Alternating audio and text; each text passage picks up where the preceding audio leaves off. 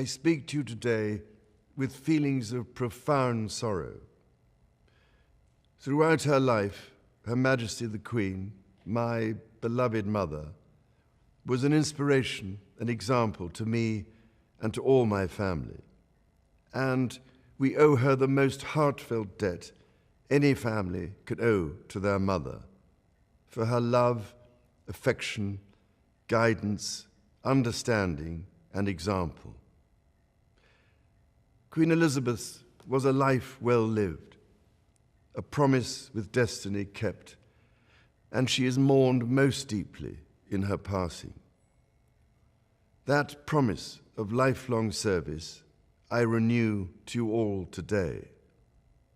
Alongside the personal grief that all my family are feeling, we also share with so many of you in the United Kingdom, in all the countries where the Queen was head of state, in the Commonwealth and across the world, a deep sense of gratitude for the more than 70 years in which my mother, as Queen, served the people of so many nations.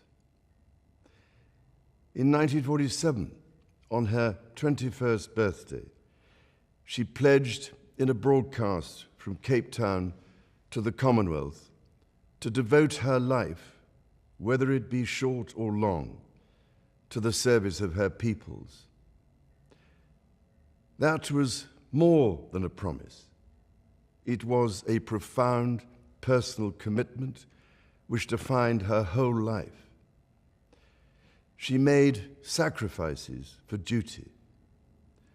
Her dedication and devotion as sovereign never wavered through times of change and progress, through times of joy and celebration, and through times of sadness and loss. In her life of service, we saw that abiding love of tradition, together with that fearless embrace of progress, which makes us great as nations. The affection, admiration, and respect she inspired became the hallmark of her reign.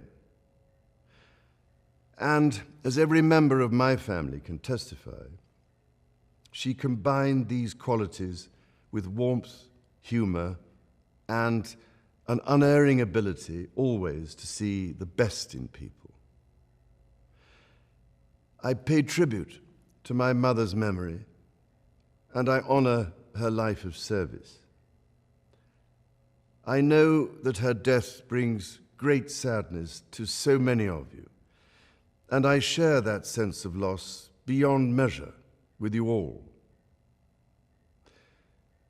When the Queen came to the throne, Britain and the world were still coping with the privations and aftermath of the Second World War, and still living by the conventions of earlier times. In the course of the last 70 years, we have seen our society become one of many cultures and many faiths.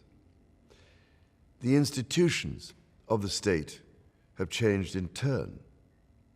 But through all changes and challenges, our nation and the wider family of realms, of whose talents, traditions, and achievements I am so inexpressibly proud, have prospered and flourished. Our values have remained and must remain constant. The role and the duties of monarchy also remain, as does the sovereign's particular relationship and responsibility towards the Church of England, the church in which my own faith is so deeply rooted. In that faith and the values it inspires, I have been brought up to cherish a sense of duty to others and to hold in the greatest respect the precious traditions, freedoms, and responsibilities of our unique history and our system of parliamentary government. As the Queen herself did with such unswerving devotion, I too now solemnly pledge myself throughout the remaining time God grants me, to uphold the constitutional principles at the heart of our nation. And wherever you may live in the United Kingdom, or in the realms and territories across the world, and whatever may be your background or beliefs, I shall endeavor to serve you with loyalty, respect, and love, as I have throughout my life. My life will, of course, change as I take up my new responsibilities. It will no longer be possible for me to give so much of my time and energies to the charities and issues for which I care so deeply. But I know this important work will go on in the trusted hands of others. This is also a time of change for my family. I count on the loving help of my darling wife, Camilla. In recognition of her own loyal public service since our marriage 17 years ago, she becomes my Queen Consort. I know she will bring to the demands of her new role the steadfast devotion to duty on which I have come to rely so much. As my heir, William now assumes the Scottish titles which have meant so much to me. He succeeds me as Duke of Cornwall and takes on the responsibilities for the Duchy of Cornwall, which I have undertaken for more than 5 decades. Today, I am proud to create him Prince of Wales, Tywysog Cymru, the country whose title I have been so greatly privileged to bear during so much of my life and duty. With Catherine beside him, our new Prince and Princess of Wales will, I know, continue to inspire and lead our national conversations, helping to bring the marginal to the centre ground, where vital help can be given. I want also to express my love for Harry and Meghan as they continue to build their lives overseas. In a little over a week's time, we will come together as a nation, as a Commonwealth, and indeed a global community, to lay my beloved mother to rest.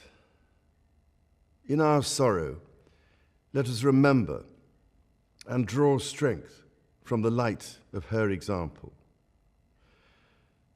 On behalf of all my family, I can only offer the most sincere and heartfelt thanks for your condolences and support.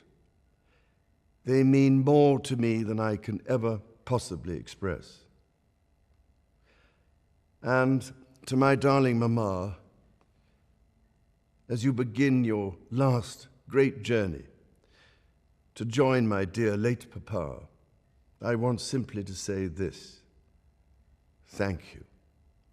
Thank you for your love and devotion to our family and to the family of nations you have served so diligently all these years. May flights of angels sing thee to thy rest.